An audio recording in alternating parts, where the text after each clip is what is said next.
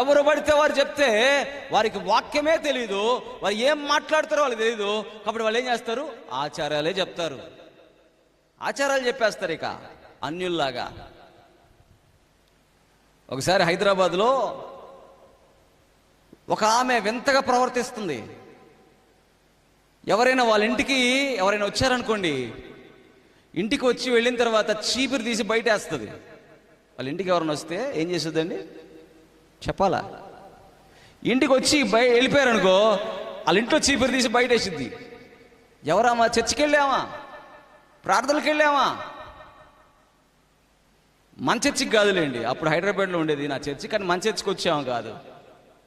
వాళ్ళ పాస్టర్ గారు చెప్పారంటే ఏమని, కొంతమంది ఇళ్ళకి వస్తుంటారు, వాళ్ళు దెయ్యాలు బట్టి వస్తుంటారు, వాళ్ళు వెళ్ళినప్పుడు చీపు తీసి బయటికి అన్నాడట. ఓ నాయన, బైబిల్లో ఎక్కడన్నా ఇలా ఉందా? దేవునికి స్తోత్రం చెప్పండి, హల్లెలూయా.